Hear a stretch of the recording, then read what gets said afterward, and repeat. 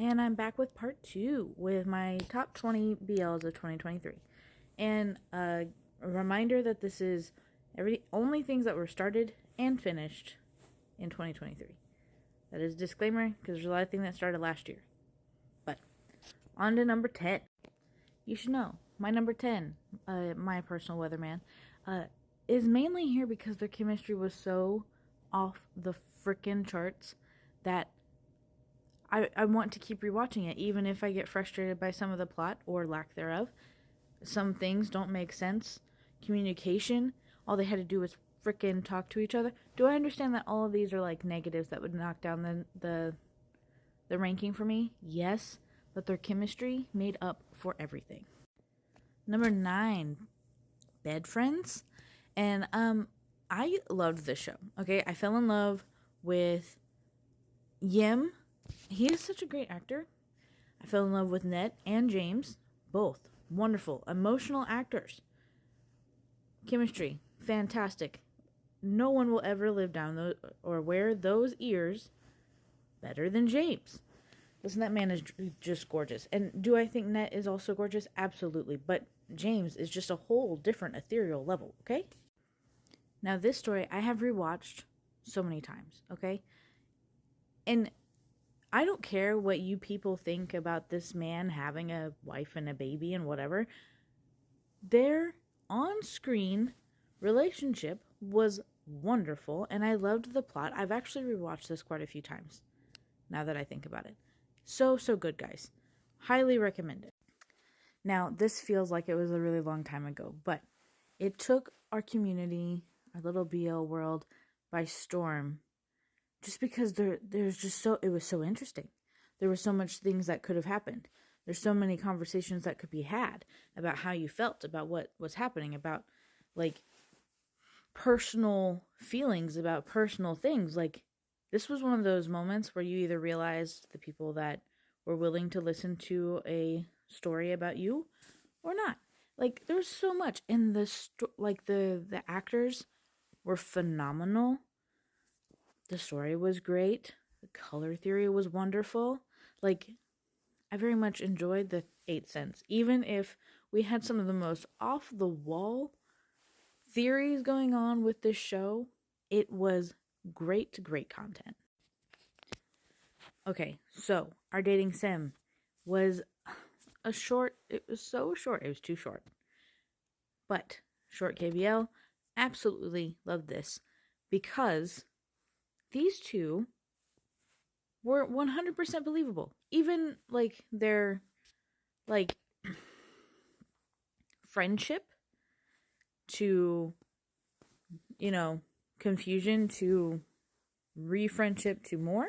Like, it's not very often that I say some of these are incredibly believable, but this one felt incredibly believable. Do I hope that anybody ever has to go through this where they wait forever? No, absolutely not. But 7 years to hold on to a camera is a long time, guys. But they were great. And then finding out what's under that man's hoodie just made everything a little bit better. Though I do wish people would leave the man alone for having a girlfriend. Whatever. Get over it, people. And we hit our top 5, let me tell you. Now, everything from here on is basically set in stone. There is no wiggling. These are my top 5, okay? Starting with our dining table. Oh my gosh. If you want the most heartwarming, fluffy show that makes you feel like the inside of your body is just melting into a love puddle of goo, this is the show, okay? Are there some hard parts? Yes. But there's the hard parts are so easily fixed because communication is a thing in this show. And the child, the little baby, oh my god, I just want to squish him. Okay, I know everybody's wondering where this one was going to be placed, and I know, considering how much I love Chinyi and ID and the 2 main couples, but everybody knows the reason I'm here is for that side couple. Give me a little schmurder couple and I am there, okay? But there was so much in this. I did age up the kid. I did put him in like college in my head once I figured out how old he was. Do I understand how that's a problem for people? Yes, completely. Do you? But this entire fucking story, everything, the acting, the chemistry, the everything, I love it. And I think everybody should love it. And if they don't love it, just don't tell me you don't love it, okay? Now, if you would have asked me at the beginning of the year if I thought that this would be on my top 3 shows of 2023, absolutely not. Everybody knows that I was not holding gigantic amounts of hope into this show. I was hoping for the best, but really it wasn't banking on anything, okay? And did it surprise me so much and still to this day carry through as one of my top 3? Yes. Oh my gosh, the storyline, the way they approached the going back in time thing, the actual like relationship building, like everything about it, the fact that side characters, the beautiful ladies, have actual storylines. Yes, the only thing I didn't like is the not dude also got a happy ending, and that I do not think that was required. But yes, all of the yes. Listen, do not come for me. I do understand, but this is still my top 3. Like, it's my second favorite show, okay? I am as surprised as everybody else that this is not my number 1 show because I love this show. But once you see my number 1 show, everyone who has talked to me will understand. But this show is everything, okay? The societal conversations, the rainbow world conversations that were the lawmaking world conversations that were built from this. Like, there was so much. And the disability conversations. Guys, I still get choked up talking about this show. I love it so much. Every part of it. Everybody's storyline. I absolutely love. And I think all these people are such great actors and they need all the recognition in the flipping world, okay? So, always Moonlight Chicken, okay? Always Moonlight Chicken. Here it is, guys. And this is why I couldn't make Moonlight Chicken my number 1, because Stay With Me is still with me, okay?